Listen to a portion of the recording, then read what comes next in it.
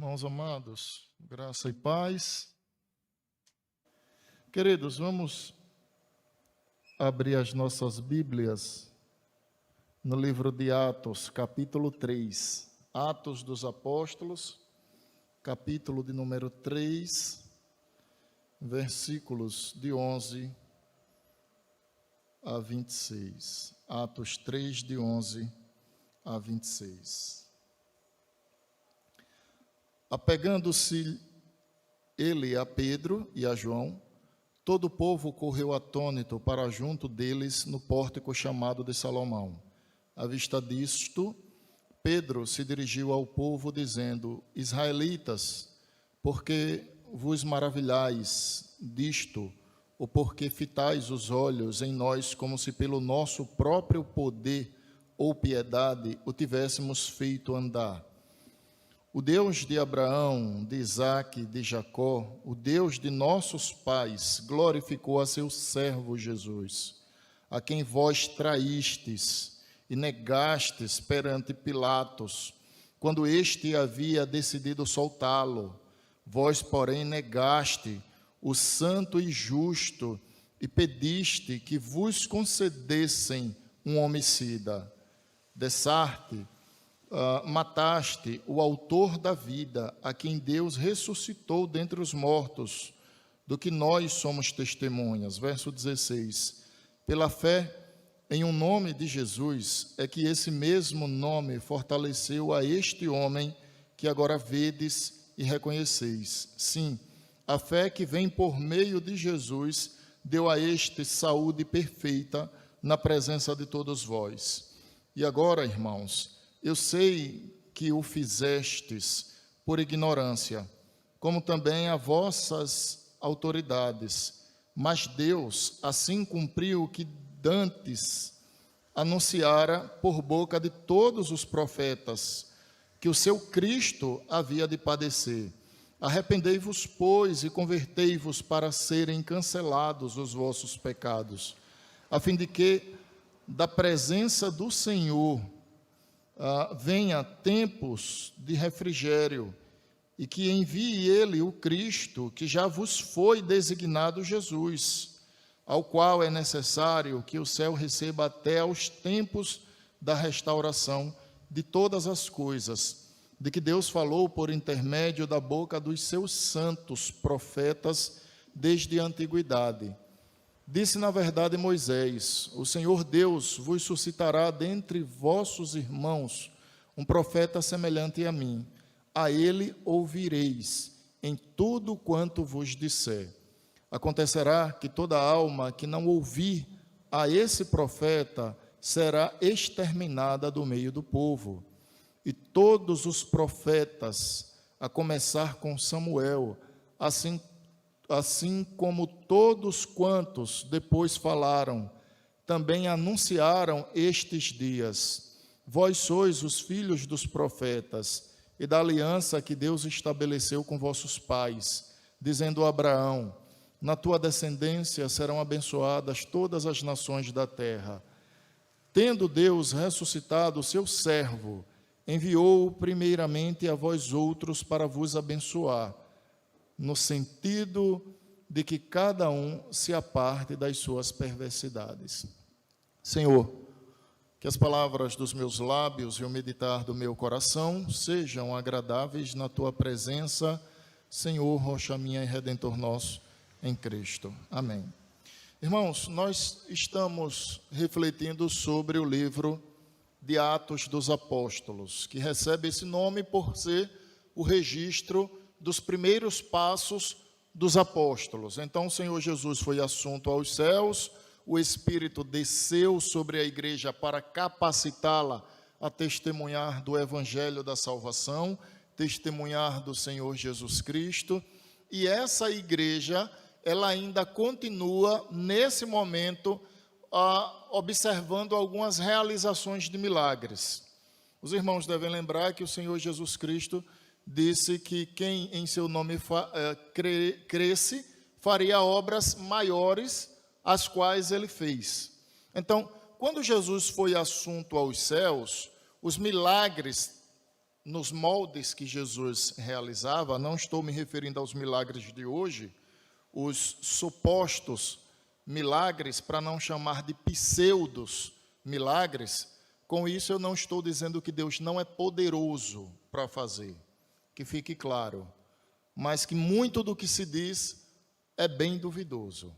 Então, a exemplo do que Jesus fez, os milagres de modo contundente, incontestável, essa mesma ação, ela perdurou na igreja do primeiro século.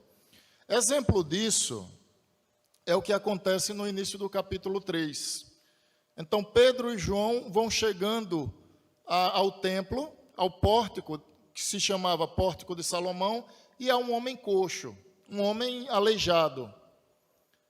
E aí pede esmolas, ele está ali mendigando, e Pedro e João diz: não tenho ouro nem prata, o que eu tenho eu te dou, levanta-te e anda. E esse homem, de imediato, os seus nervos, as suas pernas, músculos vão tomando forma, vão se assentando, e ele então se põe de pé. Ao se pôr de pé, ele acompanha João e Pedro. E as pessoas que estão no templo se dão conta que houve ali um milagre. Elas então ficam estarrecidas, elas ficam impressionadas com o que elas estão vendo. Então, esse texto que nós lemos agora, ele nasce justamente desse milagre. Se você for olhar o contexto imediato, você vai perceber que houve a operação de um milagre. O Senhor operou pela vida de Pedro e João a vida daquele coxo, daquele aleijado. E, finalmente, a multidão, ou melhor dizendo, as pessoas que ali estavam, ficam impressionadas. Quando isso acontece, irmãos, eles se dirigem a Pedro e João como se houvesse poder naqueles dois apóstolos, como se o poder fosse oriundo deles. Então nasce um discurso. Pedro aproveita a ocasião para fazer um segundo sermão. Por quê? Porque o primeiro sermão ele pregou no capítulo anterior. Os irmãos devem lembrar disso. Eu abro um parêntese para chamar a atenção dos meus ouvintes, de que quando um milagre era realizado, o apóstolo Pedro, que foi personagem tanto no capítulo anterior 2, quanto no capítulo atual 3, ele aproveita a ocasião para pregar a Cristo, crucificado, morto e ressurreto, e apontar a Cristo como Salvador de todo aquele que nele crê. Eu sei, irmãos, que dificilmente acontece hoje dos homens aproveitarem os supostos milagres a fim de pregar a prosperidade. Estou sendo irônico.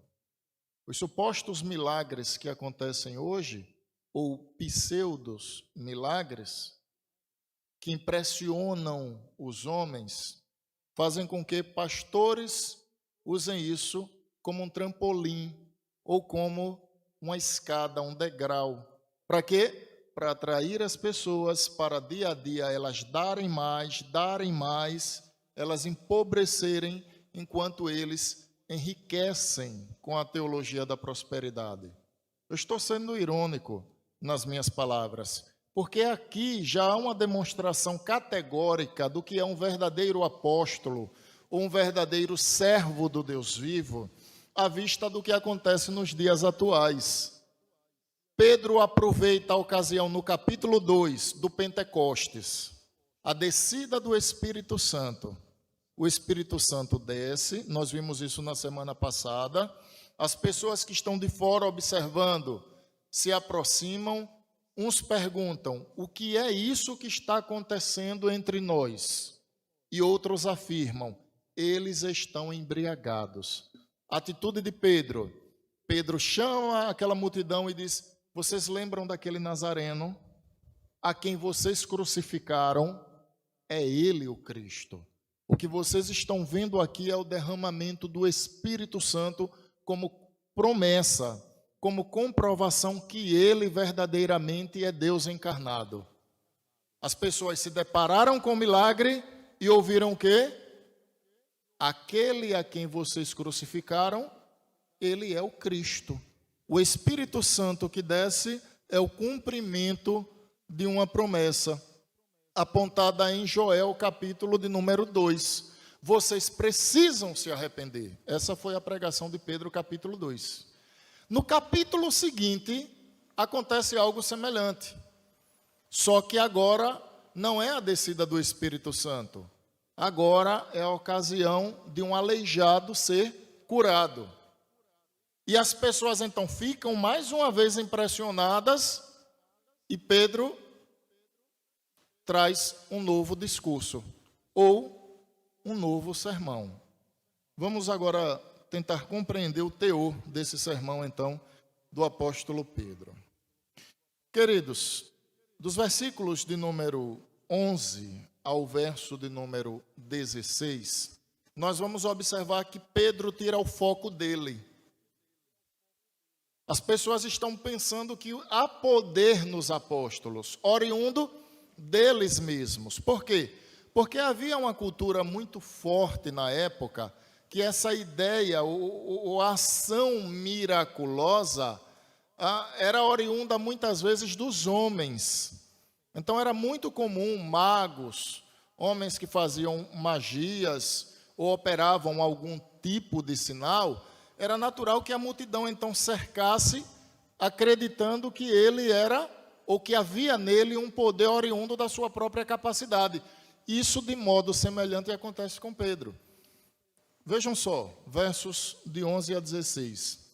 Apegando-se ele a Pedro, ele aqui é o aleijado que agora está caminhando, a Pedro e a João, todo o povo correu atônito, impressionado, para junto deles, no pórtico chamado Salomão. À vista disso, Pedro se dirigiu ao povo dizendo: Israelitas, por que vos maravilhais disto? Ou porque fitais os olhos em nós, como se pelo nosso próprio poder ou piedade o tivéssemos feito andar? Notem que Pedro está corrigindo o foco, está dizendo: olha, não há poder em nós.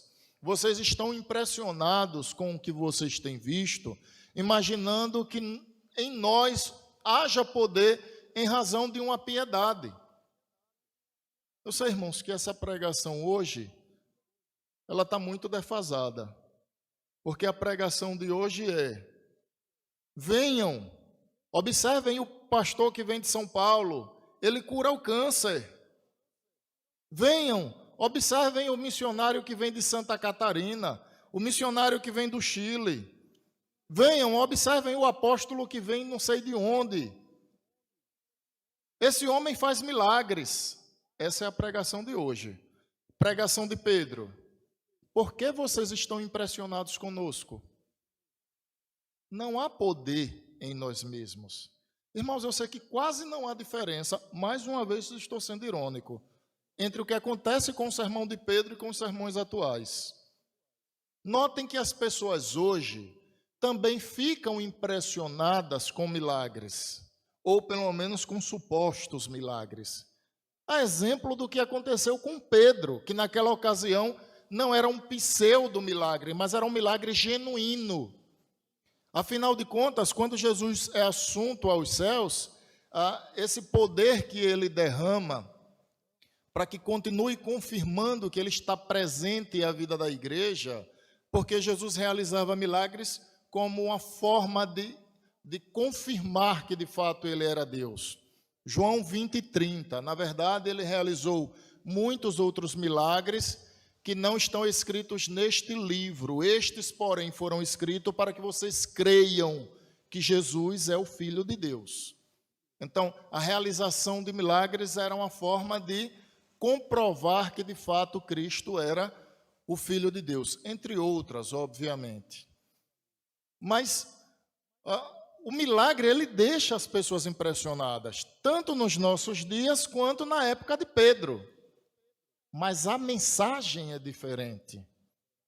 A mensagem de hoje é: venham, deem tudo o que vocês têm, queimem na fogueira, queimem na campanha, entreguem, Deus os fará ser ricos.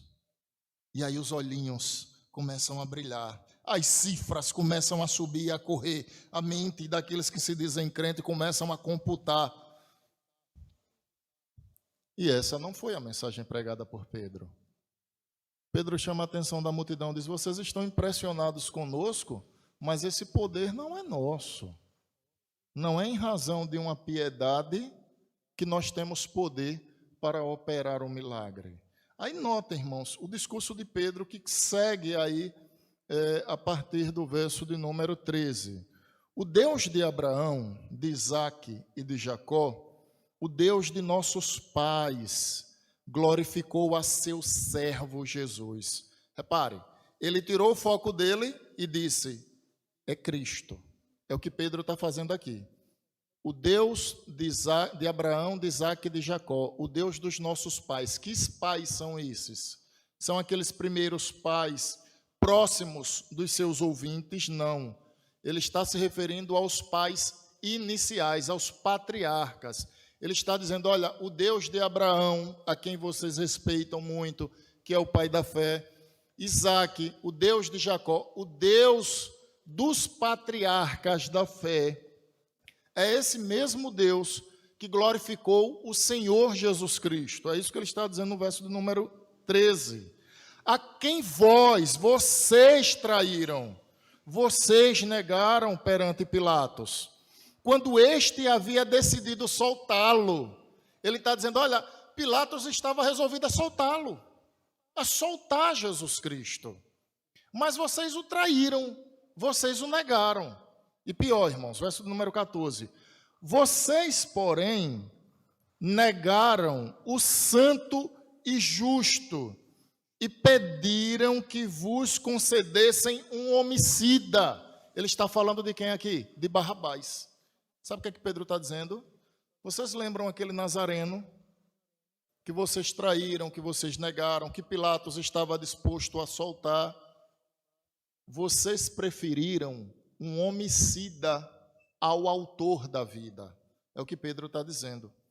Ele está tirando o foco dele, está pondo o foco em Jesus Cristo, e está apontando então para Cristo como sendo finalmente o Deus encarnado. Verso 15. Dessarte mataste o autor da vida. Quem? Cristo. A quem Deus ressuscitou dentre os mortos, do que nós somos testemunha.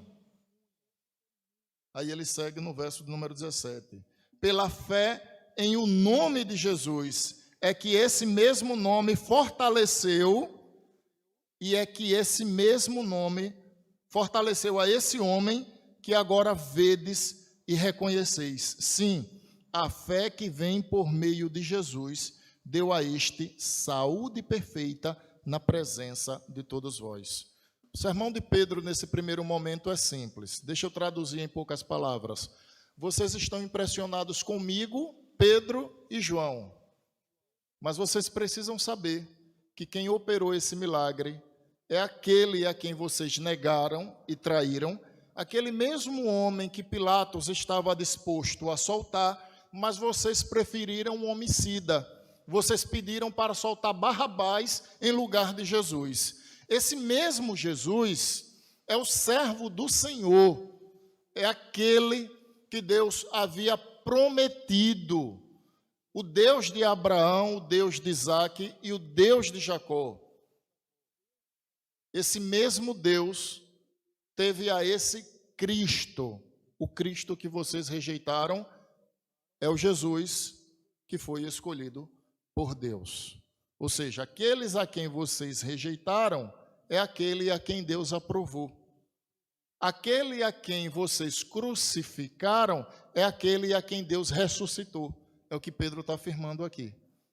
Então, irmãos, nesse primeiro momento, a gente já tira uma lição extremamente importante para a nossa vida, que tem sido recorrente, inclusive, enquanto aplicação, nas pregações que tenho feito aqui na igreja.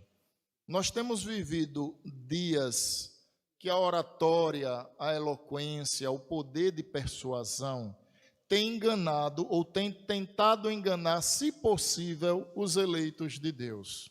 Não são raras as vezes que nos impressionamos com mensagens que são pregadas, que anestesiam a alma do pecador, que conforta o pecador e que põe Deus como servo. Em outras palavras, o teor das mensagens é, olha, Deus ama você, e de fato Deus nos ama. Deus fará com que você caminhe sobre as águas. Deus abrirá o mar para você.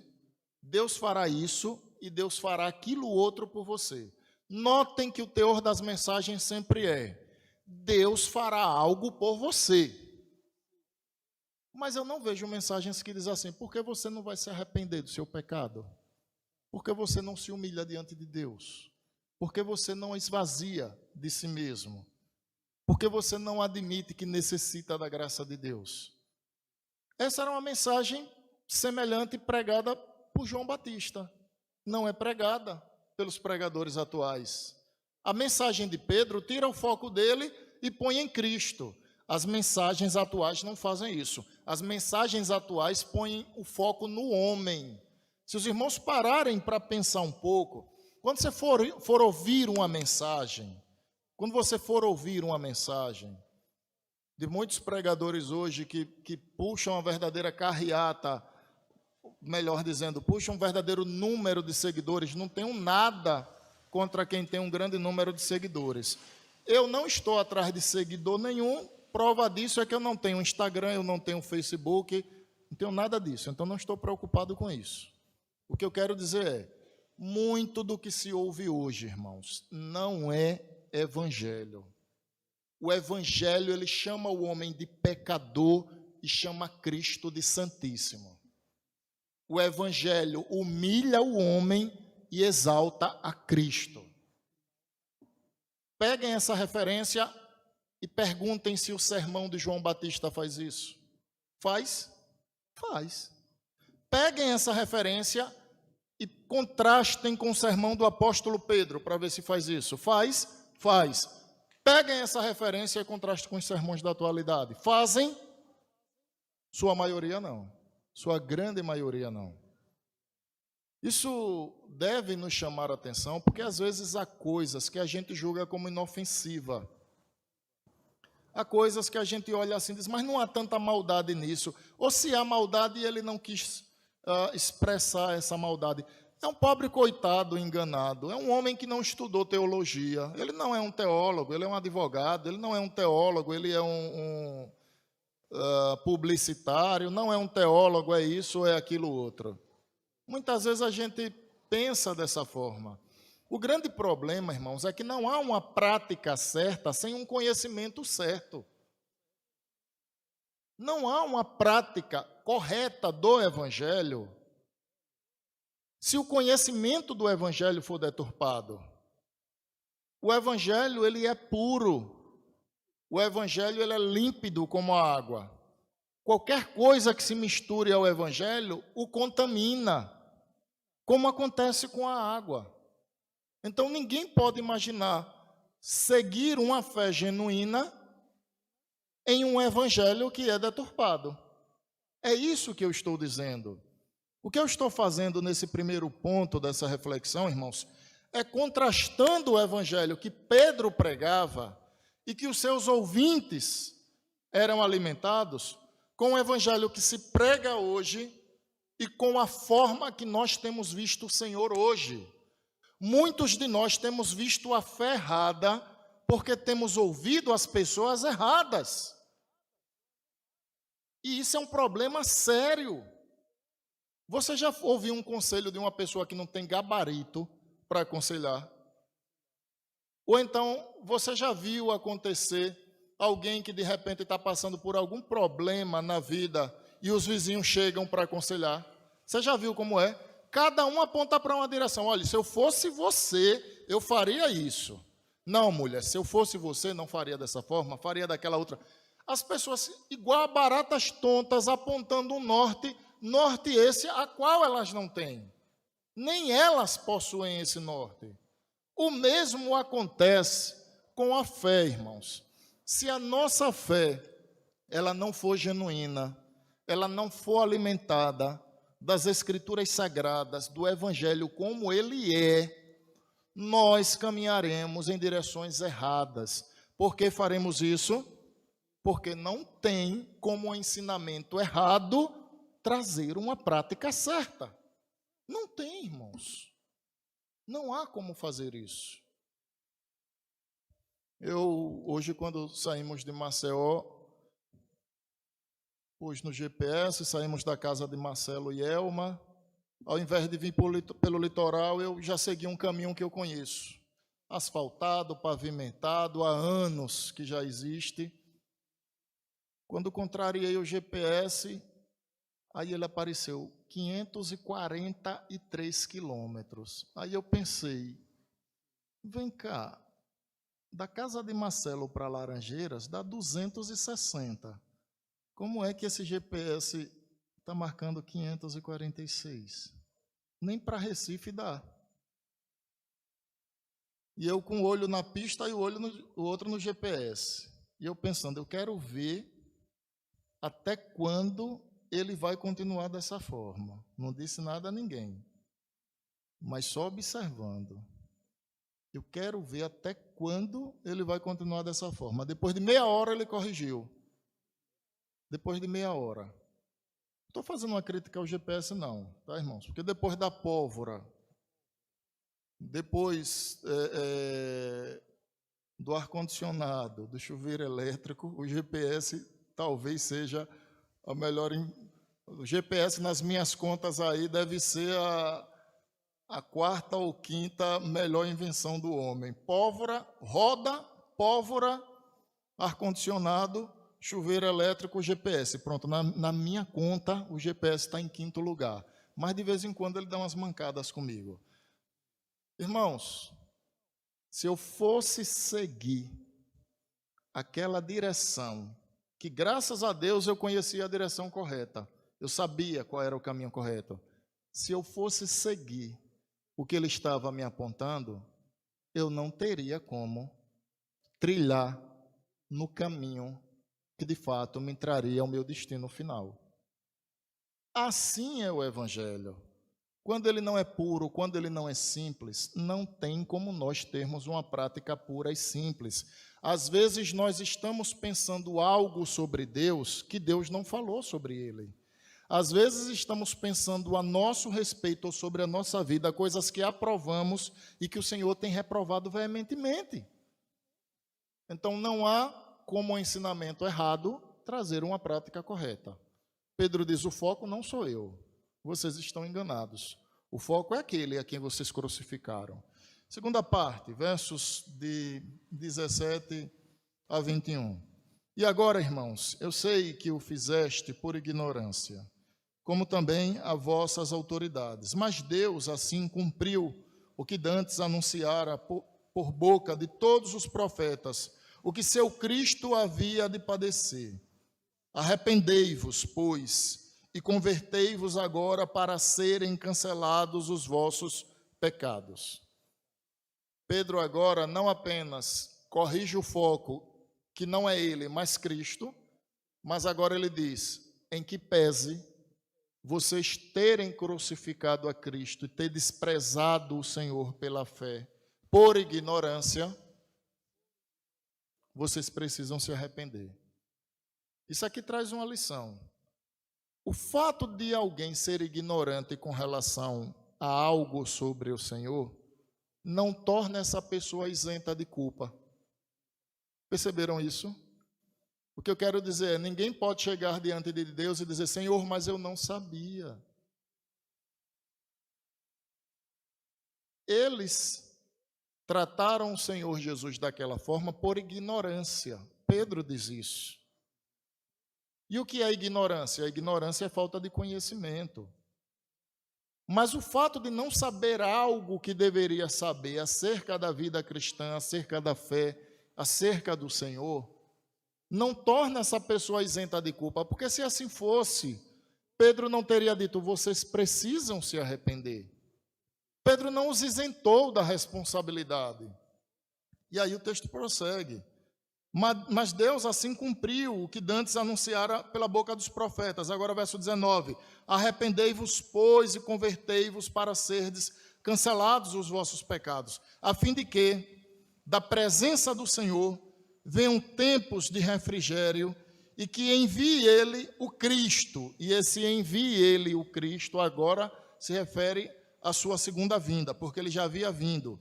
Que lá vos foi designado Jesus, ao qual é necessário que o céu receba até os tempos da restauração de todas as coisas, de que Deus falou por meio da boca dos santos profetas desde a antiguidade. Pedro agora, irmãos, já não usa como personagem que aponta para Cristo os pais da fé. Quem? Abraão, Isaque e Jacó, o que ele havia feito anteriormente. Agora ele usa quem? Ele usa todos os profetas, a começar de Samuel. Então, Pedro tem uma estrutura, irmãos, de sermão que sempre aponta para o Antigo Testamento. Isso é bom. Em que pese ele ser um homem muito simples, porque ele era um pescador, inclusive as epístolas de Pedro não foram redigidas por ele, foram faladas por ele, mas uma outra pessoa escreveu, por conta da qualidade do grego. A qualidade do grego usada nas epístolas de Pedro é uma qualidade muito elevada. É o que nós chamaríamos de primeira linha do grego, erudito. E um homem pescador, ele não teria essa capacidade. Estou me referindo à escrita, tá? É óbvio que a inspiração do próprio Deus, do Espírito Santo sobre sua vida, o faria trazer a profundidade daquelas verdades que ele trouxe. No entanto, quando a gente parte para aquilo que é escrito, é o que eu estou me referindo, o grego que está contido ali é um grego de alta linha, muito erudito. Então, Pedro, ele era um homem simples, mas, sem sombra de dúvidas, era um dos homens que mais viveram próximos de Jesus. Quem eram os discípulos amados? Pedro, Tiago e João. Então, Pedro, ele viveu muito próximo do Senhor Jesus Cristo. E ele tem uma capacidade, claro, dada por Deus, que fique claro, de apontar para o Novo Testamento para argumentar que esse Jesus, que agora recentemente foi assunto aos céus, estou dizendo recentemente, me reportando à ocasião desse sermão, para aqueles ouvintes, esse Jesus foi apontado lá no passado pelos pais da fé. Agora, no segundo momento, ele foi apontado por todos os profetas, é o que Pedro está dizendo aqui. Verso de número 19 em diante. Ele chama o arrependimento, diz que eles devem se converter, não que houvesse capacidade neles, mas o arrependimento naturalmente levaria a isso. O que é necessário que o céu receba até os tempos da restauração de todas as coisas, de que Deus falou por meio da boca dos seus santos profetas. Em outras palavras, Pedro está dizendo, aquilo que foi anunciado pelos profetas também se cumpre em Cristo Jesus. Eu já disse a vocês que o que foi anunciado pelos nossos pais, Abraão, Isaque e Jacó, se cumpriu em Cristo. E agora o que foi anunciado pelos profetas também se cumpre em Cristo Jesus. Esse é o segundo momento do texto. É esse link que ele faz com o Antigo Testamento, que reforça aquela ideia que falei, inclusive, na semana passada, que as Escrituras explicam a própria Escritura Sagrada. Então, um texto difícil de interpretar, ele deve ser interpretado à luz de um texto que aponta para ele, à luz de um texto que é mais claro de entendimento.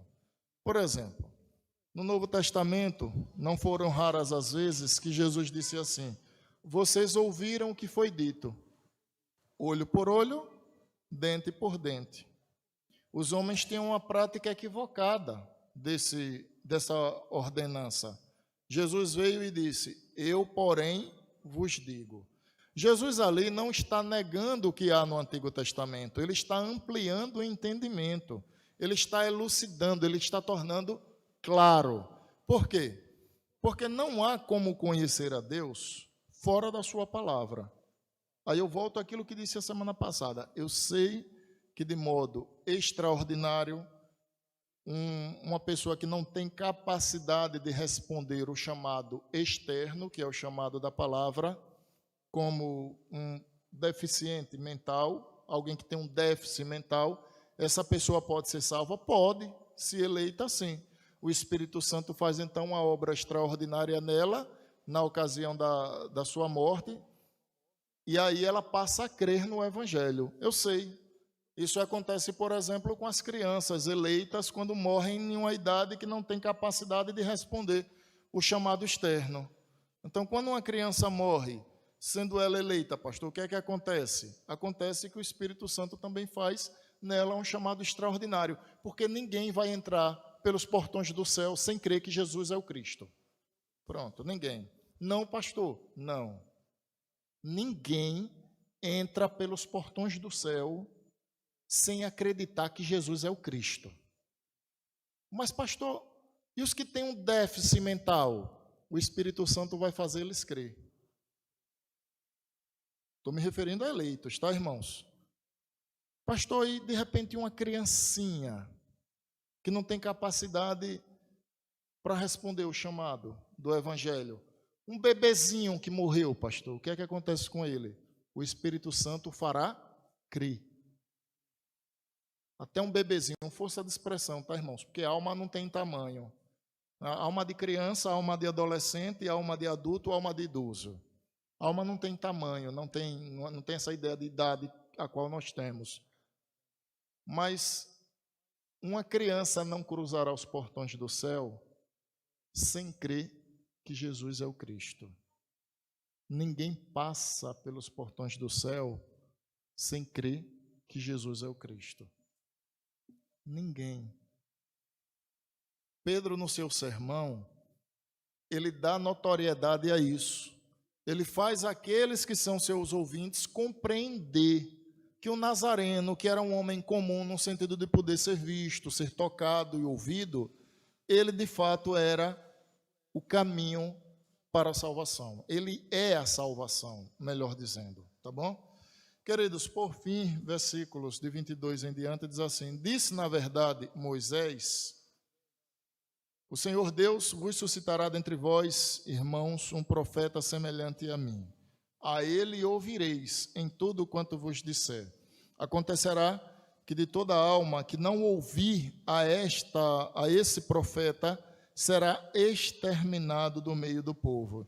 E todos os profetas, a começar com Samuel, assim como todos quantos depois falaram, também anunciaram estes dias.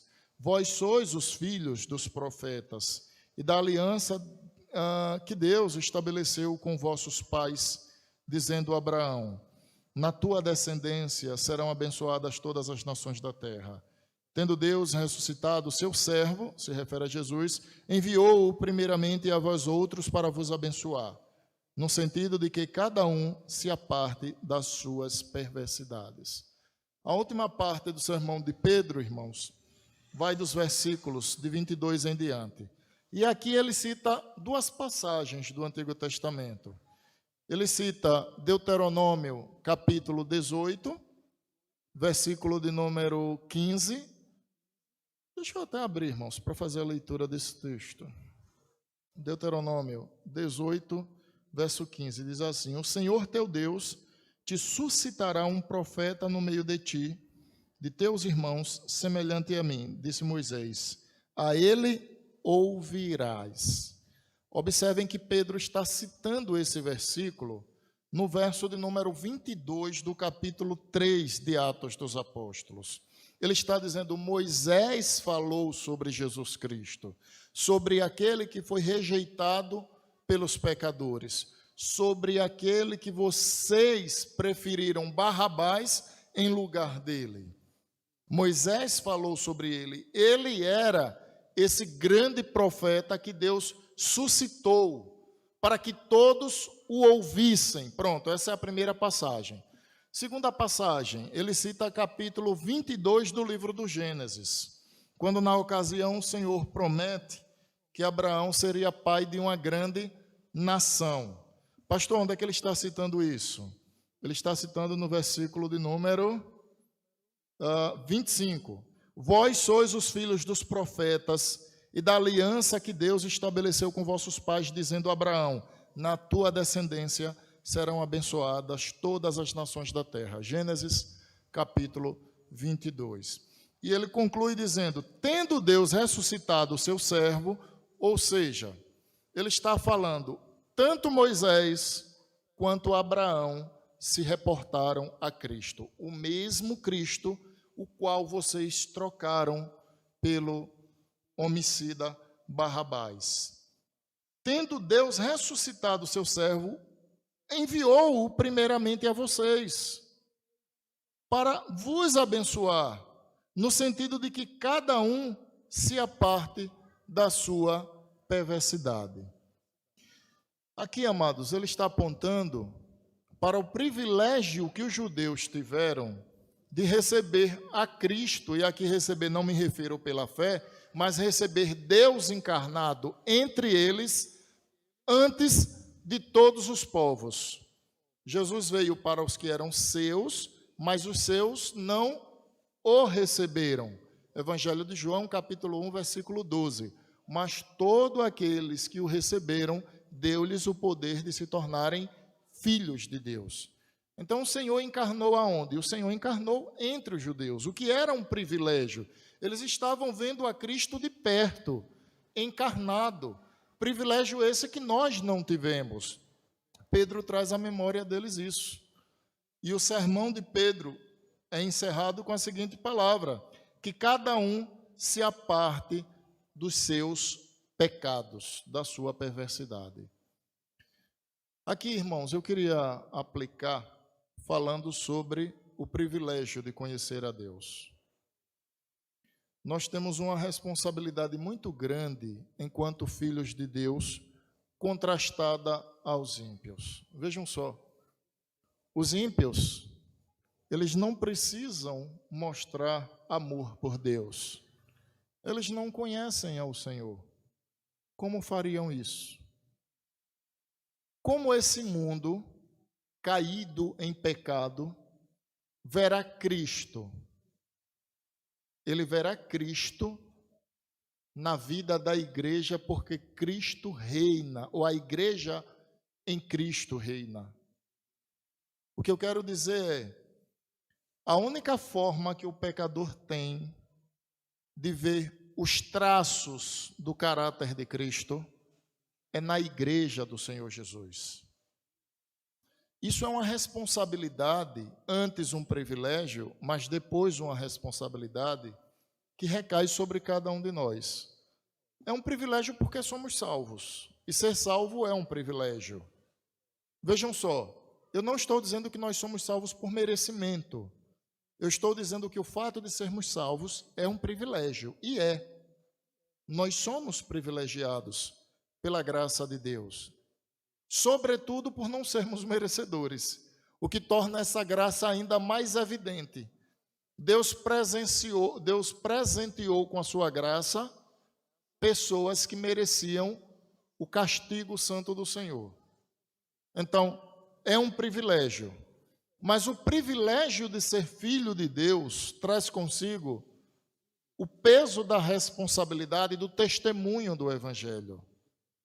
Não é que você só herdará o reino de Deus se você pregar o Evangelho. Não é isso que eu estou dizendo. O que eu estou dizendo, irmãos, é que Cristo habitando em nós, por meio do seu Espírito, ele deve ser visto pelos homens que estão lá fora. Como alguém perceberá veracidade, verdade na nossa fé, se nós lembrarmos pessoas comuns, mundanos, homens e mulheres que amam tudo o que os de lá fora amam, homens e mulheres que desejam tudo que os de lá fora desejam. Ou seja, a igreja, o cristão individualmente, ele é a marca dessa graça de Deus para que seja vista pelos de lá de fora. O O Senhor Jesus realizou um milagre em uma determinada casa, que trouxeram um coxo, desceram ele em uma almofada. Jesus disse: eis que são perdoados os teus pecados. Capítulo 9 de Mateus, se não me falha a memória. E aí os que estavam ali começavam a se perguntar: quem pensa ele que é para dizer estão perdoados os seus pecados? Jesus então respondeu: para que vocês saibam que o Filho do Homem tem poder sobre a terra para perdoar os pecados, disse Jesus ao paralítico: levanta, toma o teu leito e vai para a tua casa. O paralítico levantou, tomou o seu leito e saiu. Mateus encerra esse texto dizendo o seguinte: que os homens glorificavam ao Senhor por dar tamanho poder. As palavras são mais ou menos essa. Todos glorificavam o Senhor por dar poder entre os homens, ou seja, entre os homens havia um ali, a saber, o próprio Cristo, que demonstrou o poder de Deus. O Senhor Jesus, no Sermão do Monte, logo no início, diz: vocês são o sal da terra, vocês são a luz do mundo. Mas se o sal se tornar insípido, se ele perder a sua funcionalidade, para que é que ele serve? Jesus responde: para ser lançado fora e pisado pelos homens. Aí ele diz: vocês são a luz do mundo. Ninguém acende uma candeia para colocá-la debaixo de uma vasilha, mas coloca em um lugar que ilumine todo o ambiente. No final, ele diz que os homens devem ver as boas obras dos discípulos para que glorifiquem o Pai que está nos céus. Onde é que eu quero chegar? A gente já está caminhando para o final. Os homens devem ouvir de Cristo pela nossa boca, e os homens devem ver a Cristo em nossa vida. Os homens ouvem de Cristo pelos nossos lábios e veem a Cristo impresso em nossa vida. Amém.